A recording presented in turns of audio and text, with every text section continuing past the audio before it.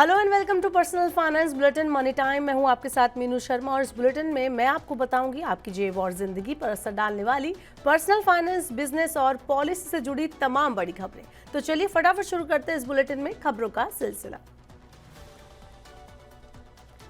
Telecom company Vodafone idea ने बैंकों से फंडिंग न मिलने पर अब नॉन बैंकिंग फंड से पैसा जुटाने की कोशिश की है। सीईओ अक्षय मुद्रा ने कहा कि अगर सरकार मार्च 2026 से पहले एजीआर बकाया सुलझा देती है तो बैंकों से सपोर्ट मिल सकता है।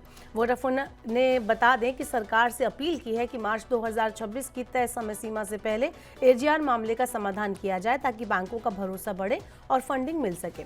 वहीं इस बीच रिपोर्ट्स के मुताबिक कंपनी ने डिवीजन, कैंपर्स, ओक ट्री और वारदे पार्टनर्स जैसे प्राइवेट क्रेडिट फंड से शुरुआती बातचीत को भी शुरू कर दिया है। इस खबर के असर की अगर हम बात करें तो फंडिंग और एजीआर मामला सुलझने पर वोडाफोन आइडिया अपने नेटवर्क और 5G सेवाओं में निवेश कर सकेगा, जिससे बेहतर कवरेज और तेज इंटरनेट मिल सकता है ग्राहकों को। लेकिन देरी होने पर उपभोक्ताओं को धीमी स्पीड और कमजोर सर्विस का सामना भी करना पड़ सकता है। केंद्र सरकार ने हाल ही में जीएसटी रिफॉर्म की घोषणा की है, जो कंज्यूमर और मैन्युफैक्चरर के लिए एक बड़ा कदम है। इस रिफॉर्म के बाद देश में एयर कंडीशनर और 32 इंच से बड़े टीवी पर लगने वाले जीएसटी की दर 10% घटने की उम्मीद है। इसके बाद एसी और टीवी दोनों की कीमतों में गिरावट आएगी। साथ ही टीवी के दामों में भी कमी आने की संभावना है। जीएसटी की दरों में बदलाव के बाद त्योहारी सीजन में इन इक्विपमेंट की बिक्री बढ़ेगी। इंडस्ट्रीज के दिग्गज कंपनियों ने सरकार के इस कदम का स्वागत किया है। इस त्योहारी सीजन में एसी और टीवी जैसे घरेलू सामानों की अच्छी बिक्री की उम्मीद है। सरकार ने एयर कंडीशनर और 32 इंच से बड़े टीवी पर जीएसटी को 28% से घटाकर 18% करने का प्रस्ताव दिया है। इससे एसी की कीमतें 1500 रुपए से 2500 रुपए तक कम हो जाएंगी। ये एसी के मॉडल पर डिपेंड करेगा कि कितनी कम होंगी और कितना सस्ता वो होने वाला है। सरकार ने दीपावली और जीएसटी की नई दरें लागू करने का लक्ष्य रखा है। देश के युवाओं को उनकी नौकरी में आर्थिक सहायता देने के लिए सरकार ने बड़ा तोहफा दिया है। 15 अगस्त को पीएम मोदी ने प्रधानमंत्री विकसित भारत योजना का ऐलान किया था। इसके तहत देश के युवाओं के लिए 3.5 करोड़ रोजगार, नए अवसर देने और प्राइवेट सेक्टर में पहली नौकरी करने वालों को 15,000 रुपए की आर्थिक सहायता देने की घोषणा की गई। आज यानी 18 अगस्त से प्रधानमंत्री विकसित भारत रोजगार योजना का पोर्टल लाइव हो गया है। ये योजना सिर्फ उन युवाओं पर लागू रहेगी जिन्होंने 1 अगस्त 2025 के बाद नौकरी ज्वाइन की है। इससे पहले यानी जुलाई तक पहली नौकरी करने वाले जो लोग हैं इस योजना का लाभ नहीं उठा पाएंगे। ये योजना 31 जुलाई 2027 तक मान्य रहेगी। महानगर टेलीफोन निगम लिमिटेड यानी एमटीएल ने सोमवार को कहा कि उसने 7 पब्लिक सेक्टर के बैंकों के समूह को 86.59 अरब रुपए यानी कि $990.48 मिलियन के कर्ज का भुगतान नहीं किया। जुलाई में एमटीएनएल ने उन्हीं ऋणदाताओं को 85.85 अरब रुपए की चूक का खुलासा किया था। इस चूक में union bank of India, Punjab national bank और भारतीय स्टेट बैंक सहित लैंडर्स को 77.94 अरब रुपए का प्रिंसिपल और 8.65 अरब रुपए का ओवरड्यू ब्याज शामिल है।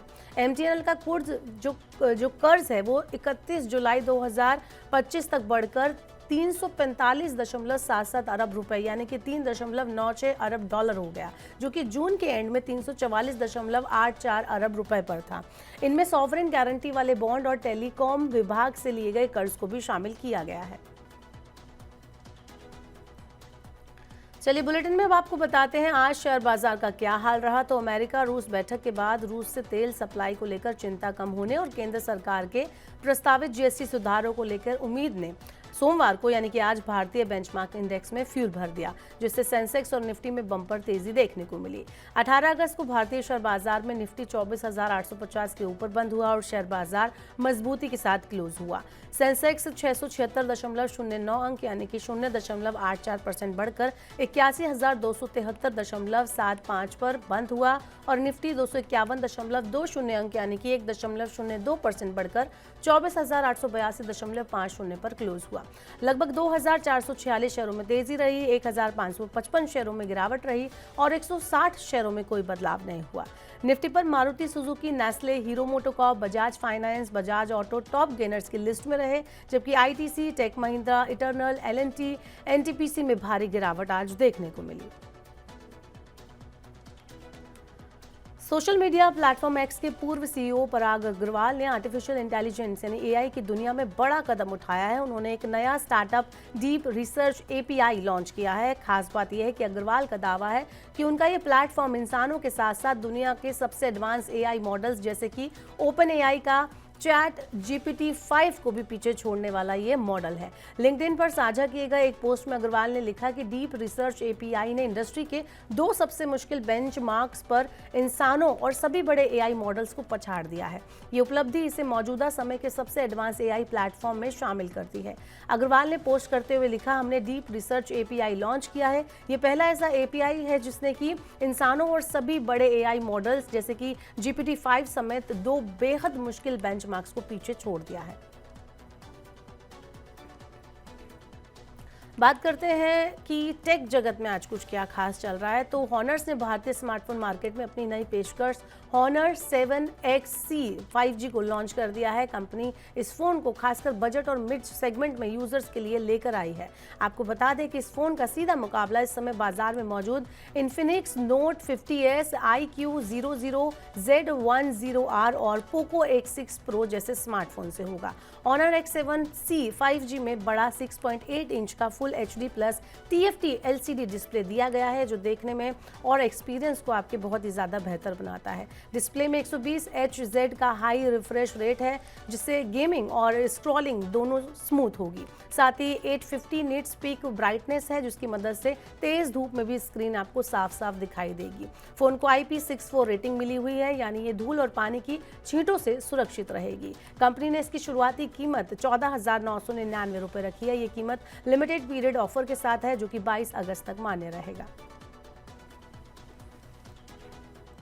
बात करते हैं ऑटो सेक्टर की। तो महिंद्रा ने इंडिपेंडेंस डे पर अपनी नई एसयूवी का concept model vision S concept पेश किया।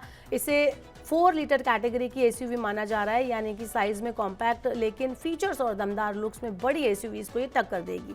विजन एस कॉन्सेप्ट का डिजाइन काफी बॉक्सी और मैस्कुलर है। इसमें बड़े टायर दिए गए हैं, स्किल्ड प्लेट दिया गया है, रूफ रेल है और साथ ही पैनोरमिक सनरूफ जैसे फीचर्स भी आपने को देखने को मिलेंगे। इसका लुक महिंद्रा स्कॉर्पियो का छोटा वर्जन लगता है। ये एसयूवी NUiQ प्लेटफॉर्म पर आधारित है, जिसमें पेट्रोल, डीजल, हाइब्रिड और ईवी वर्जन सभी को सपोर्ट करने की क्षमता है। विजन एस के प्राइस की अगर हम बात करें तो ये अभी फिलहाल कंफर्म नहीं है, लेकिन एक शोरूम कीमत 10.5 लाख रुपए से लेकर 17.5 लाख रुपए तक जा सकती है।